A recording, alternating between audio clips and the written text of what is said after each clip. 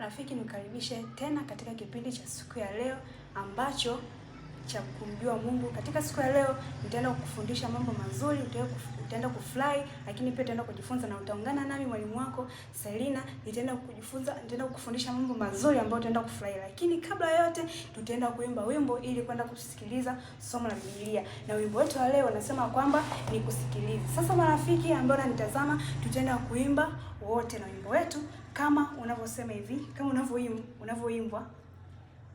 Nikusikilize Bwana wangu, nisikie sauti yako ikisema nami.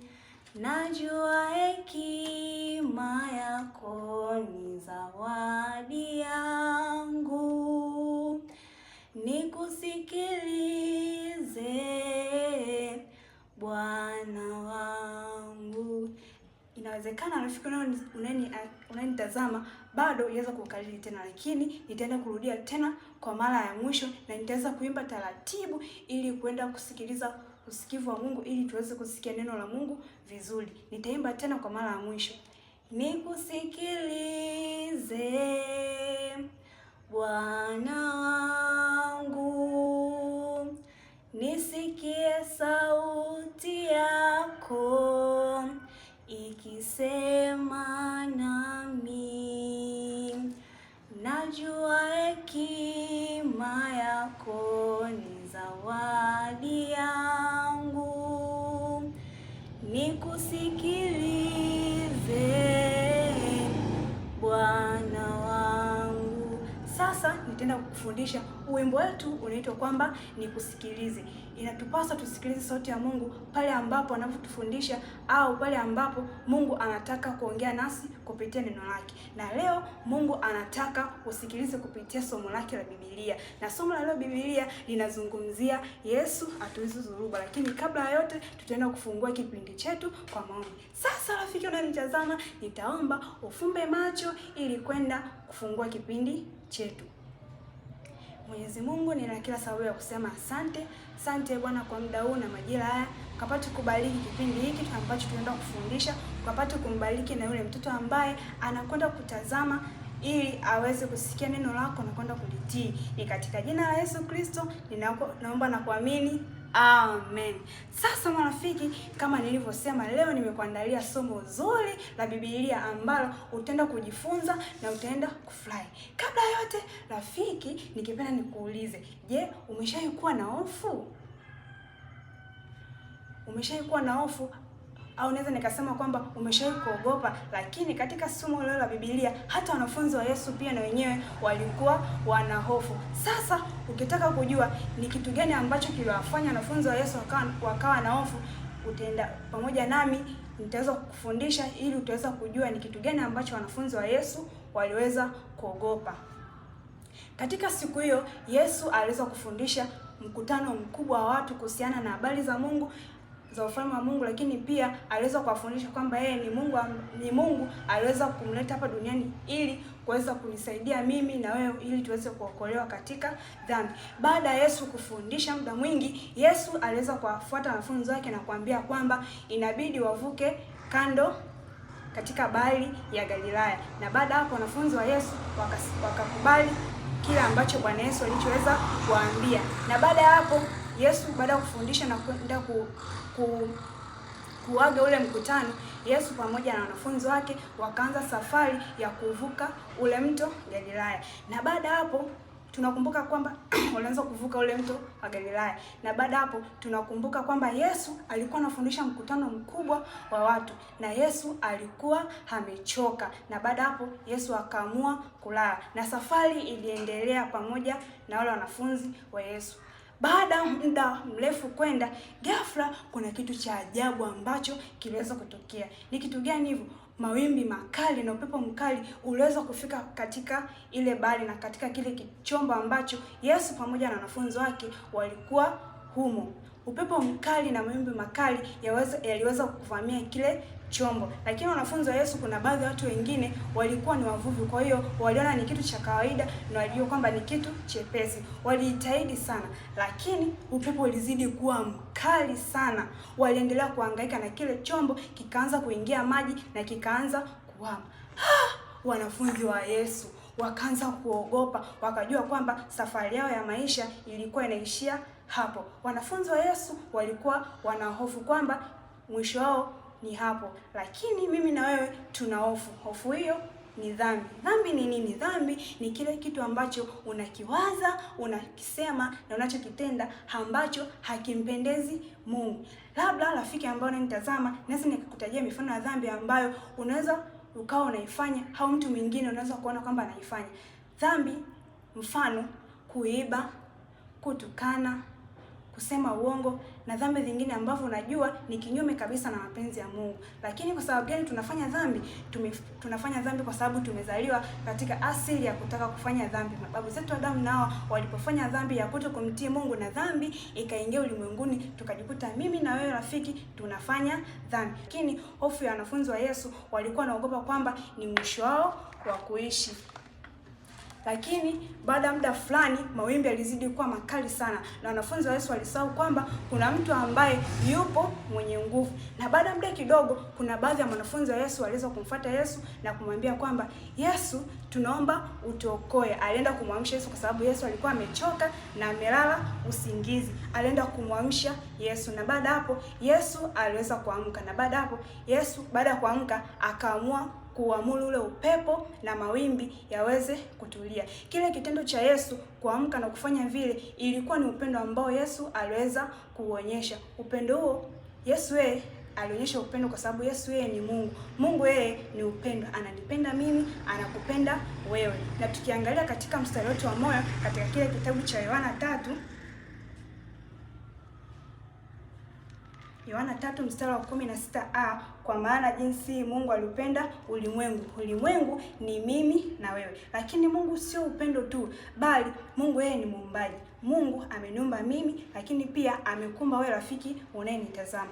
Lakini sio Mungu tu ni muumbaji, bali Mungu yeye ni mtakatifu. Ninaposema Mungu mtakatifu, maana yake namaanisha Mungu yeye hana dhambi na wala hatarajii kufanya dhambi. Lakini pia Mungu yeye anaishi wapi? Mbinguni, ambako huko mbinguni watenda tu wale waliomwamini na watakao muamini. Kama naweza nikakwambia tena, Mungu yeye ni upendo. Alinipenda mimi, anakupenda wewe. Hata aliweza kuonyesha upendo kwa wale wanafunzi wa Yesu kwa kuweza kutuliza ile dhuruba. Baada ya muda mfupi Yesu aliweza kutuliza, na baada hapo mawimbi na ule upepo uliweza kutulia. Naweza nikakuelezea Yesu ni nani? Yesu yeye ni mwana wa Mungu mkamilifu ambaye ametoka juu mbinguni, amekuja huku duniani kwa ajili ya kuniokoa mimi na wewe. Huyu Yesu yeye alikuwa kama mtoto, kama mimi, kama wewe. Kama tunavyojua mtoto anatambaa, anasimama na baada hapo anakuwa mkubwa. Lakini Yesu hakuwa mtoto tu, bali aliendelea kuwa mkubwa kwa sababu Yesu ni mtakatifu, alikuwa anafanya mambo matakatifu, aliweza kuwaponya watu. Neno la Mungu linatuambia kwamba tumwamini Yesu na baada hapo tutaokoka. Na katika kuamini inabidi rafiki unanitazama ni kwa kufanya mambo matatu. Jambo la kwanza, ukubali kwamba wewe ni mwenye dhambi na kutubu. Jambo la pili, ukubali kwamba Yesu pekee anaweza kusamehe dhambi zako. Na jambo la mwisho, umuombe Roho Mtakatifu ili uweze kuishi katika maisha ya kumpendeza Mungu. Kwa kufanya hivyo vitu vitatu, utaweza kumpokea na utaweza kumwamini, na pia utaweza kuwa familia moja na Mungu. Rafiki unanitazama ambaye bado hujampokea Bwana Yesu kuwa ni Bwana na Mwokozi wa maisha yako, kumbuka katika siku ya leo unaweza ukamwamini na ukaweza kumpokea. Rafiki ambaye bado hujampokea Bwana Yesu kuwa ni Bwana na Mwokozi wa maisha yako, ambaye bado unanitazama leo, kumbuka kwamba una nafasi ya kuweza kumwamini Yesu. Sasa kabla ya yote, nitaomba rafiki ambaye unanitazama utafumba macho yako ili nikuanzishie sala ili uweze kumwamini na kumpokea Bwana Yesu aweze kufanyika Bwana na Mwokozi wa maisha yako. Haya rafiki unanitazama, fumba macho yako. Na mimi mwalimu wako nitakwenda kukuombea. Mungu, tunakuomba umbariki yule mtazamaji ambaye anaenda kutazama na yupo tayari kupokea na kukuamini wewe ili aweze kufanyika baraka katika maisha yake. Endelea kumbariki, endelea kumlinda. Tunaomba hayo kwa njia ya Kristo Bwana wetu, tuseme amen. Sasa rafiki, kwa kufanya hivyo tayari umempokea Bwana Yesu kuwa ni Bwana Mwokozi wa maisha yako. Lakini nilikwambia kwamba katika kumwamini ni kwa kufanya mambo mangapi? Matatu. Jambo la kwanza, ukubali kwamba wewe mwenye dhambi na kutubu. Jambo la pili, ukubali kwamba Yesu pekee anaweza kusamehe dhambi zako, na jambo la mwisho, muombe Roho Mtakatifu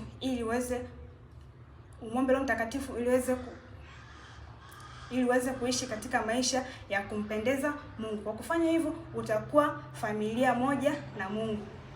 Hilo ndio somo letu marafiki, ambalo tumeweza kujifunza kwamba Yesu atuliza dhoruba. Sasa kabla ya yote, tutaenda kuimba wimbo wetu wa somo la Biblia. Tutaimba kwa pamoja. Wimbo wetu unaimba hivi: nikusikilize Bwana wangu, nisikie sauti yako ikisema nami, najua hekima yako ni zawadi yangu,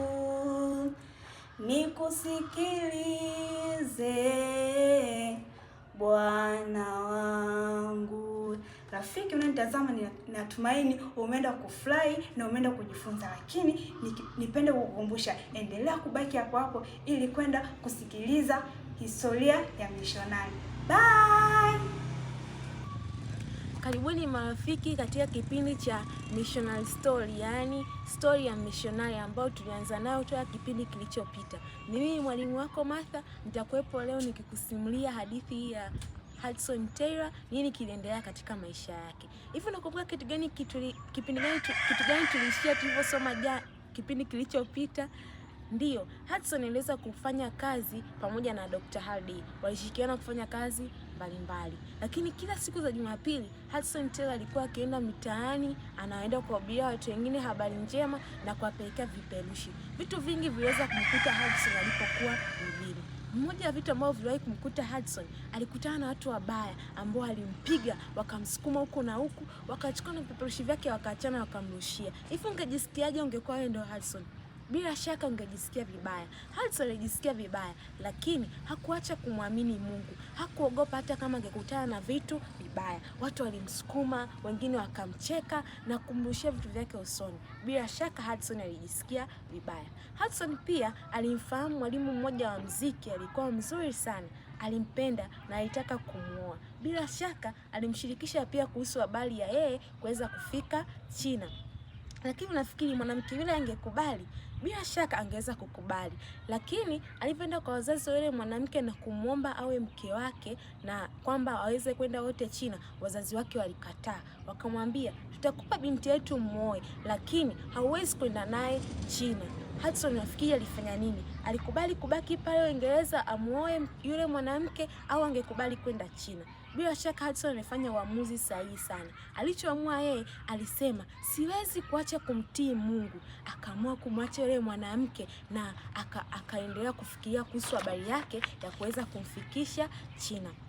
Hudson aliendelea kufanya kazi ya kushirikiana na yule Dr. Halliday. Walifanya kazi kwa pamoja na wakati mwingine ilibidi awe anamlipa mara kwa mara. Hudson pia hakuacha kuendelea kuwatembelea watu wengine na kuwafundisha habari njema.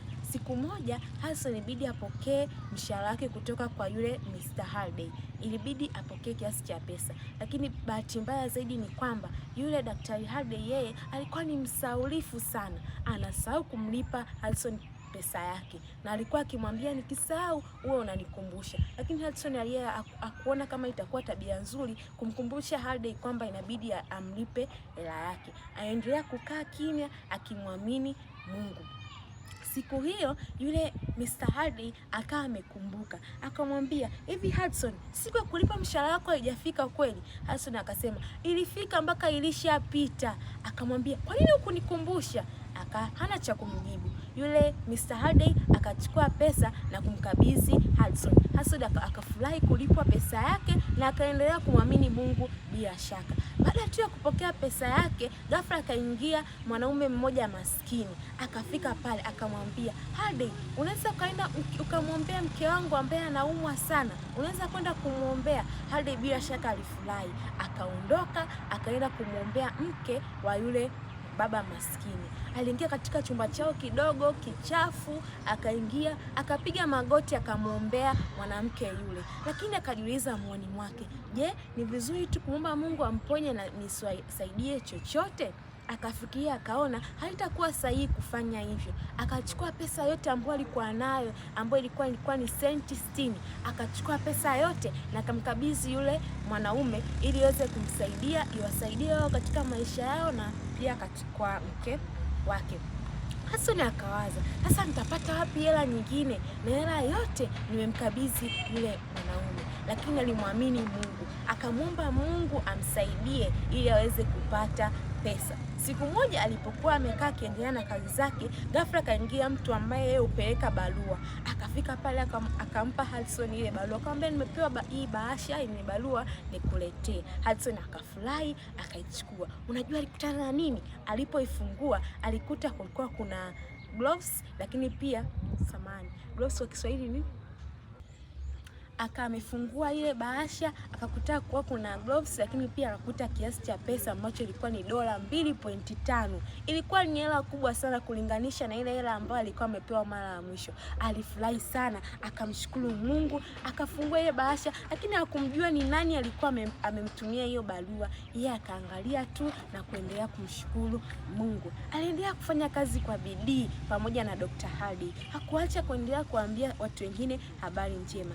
Sasa ilikuwa ni wakati mwingine wa kuweza kupokea mshahara. Angeweza kupokea pesa yake, lakini kama kawaida Mr. Hardy yeye alikuwa hakumbuki kabisa kumlipa pesa Hudson kwa muda. Lakini siku hii akamwambia, hivi Hudson, sinatakiwa nikulipa mwezi huu? Akamwambia ndio. Na wakati Hudson alikuwa na shida sana ya pesa ili aweze kwenda kulipia kodi ya nyumba yake. Lakini Hardy akamwambia, bahati mbaya ni kwamba leo asubuhi nimepeleka pesa zote kwenye benki, itawezaje kukupa sasa? Lakini kuna mgonjwa mmoja ambaye tulimtibu mara ya mwisho, amekuja kulipa bili yake, lakini nitakupatia hii pesa ili iweze kukusaidia. Hudson akafurahi sana kuipata ile pesa, akamshukuru Mungu kwa namna ambavyo alikuwa anaendelea kumtunza, na akamshukuru pia Dr. Hardy. Waliendelea kufanya kazi kwa pamoja wakishirikiana, lakini daima Hudson hakuacha kufikiria kuhusu habari ya kwenda China. Siku moja alipokuwa akiwahudumia wagonjwa, aliweza kumhudumia mgonjwa mmoja ambaye alikufa kwa homa kali na aliweza kufa. Yeye pia akawa amepata maambukizi, kwa hivyo akaanza kuwa mnyonge sana. Aliumwa sana Hudson, kiasi kwamba Hardy alikuwa akimwambia kwamba chukua vitu vyako uende nyumbani kwa sababu hautapona, huwezi kupona ugonjwa huo. Unafikiri Hudson angeweza kufa kwa sababu ya ugonjwa ambao alikuwa nao? Hudson aliwaza, akamwambia Hardy, mimi sitakufa kwa sababu Mungu anataka siku moja nikawaambie habari njema watu wa kule China, na kama nitakufa ni sawa kwa sababu naweza kwenda mbinguni kwa mkombozi wangu Bwana Yesu. Alikuwa ni majibu yenye nguvu sana ambayo Hudson alimwambia Hardy siku hiyo. Akaamua kuchukua vitu vyake kwenda nyumbani kuendelea kufanya ili aweze kupona. Bila shaka Mungu alimsaidia wakati huu pia. Hudson hakufa, yeye aliweza kupona kwa sababu Mungu alitaka Hudson aendelee kumwamini yeye. Hudson akapokea taarifa moja kwamba kuna safari ya mishonari ambao anatakiwa kwenda China. Hii ilikuwa ni nafasi ambayo Hudson hakupasa kuipoteza kabisa. Haraka akakimbia akaenda ofisini kwa rafiki yake. Akafika pale akamwambia, rafiki, nimesikia habari za kwenda China na mimi nataka kwenda sasa. Yule rafiki akamwambia, ulijuaje kama ilikuwa ni habari ya kwenda China? Unajua, nilikuwa naandika barua sasa hivi hapa ili nikuletee na ujiandae ili uweze kwenda China. Hudson alimshukuru Mungu kwa namna ambavyo alikuwa ni wa ajabu. Alijua ni wakati ambao Mungu alimtaka yeye aweze kwenda China kuambia watu wengine habari njema. Hii kitu ilimfurahisha sana Hudson. Alifurahi mno. Kwa hivyo ilibidi akaage marafiki zake, akaage na familia yake. Bila shaka familia yake iliumia sana, kama ambavyo wewe ungeumia unapoaga familia yako. Aliumia sana Hudson, lakini alitaka kutimiza kitu ambacho Mungu alikuwa amemwambia. Akaaga familia yake, akaaga na marafiki zake kwa ajili ya kwenda China. Ilikuwa ni safari ndefu sana kutoka Uingereza kuelekea China. Ingeweza kutumia meli tu, na ilikuwa ni safari yenye hatari sana. Alipanga vitu vyake vizuri tayari kwa safari. Alipokuwa wazazi wake pengine walipomuona walifurahi sana, kwa sababu ndoto ya kijana wao alipokuwa mdogo sasa inaenda kutimia akiwa mtu mzima tayari kwa kwenda China kuambia watu wengine habari njema. Safari ilikuwa ndefu, walienda baharini kwa muda mrefu sana. Ingewagharimu miezi mingi sana. Lakini baharini hakukuwa salama vile vile. Walikutana na hatari nyingi sana. Kwa mfano, kuna wakati mawimbi yalikuwa makubwa sana, ingesababisha meli yao kuweza kuzama. Kuna kipindi upepo mkali ulivuma baharini, wangeweza kufia baharini. Na yule ambaye alikuwa akiendesha ile meli akamfuata Hudson akamwambia, safari hii kuna mawimbi makubwa sana, hatuwezi kupona kabisa, kwa sababu tumefanya kile ambacho tunakiweza lakini tumeshindwa. Unafikiri Hudson atasemaje?